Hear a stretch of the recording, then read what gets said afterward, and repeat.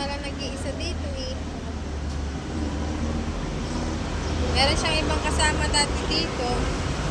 Kaso nasagisaan yung dalawa. Tapos yung isa pinatay. Tapos siya na lang. May isa pa siya dito kasama, si Putol. Problema, di ko alam kung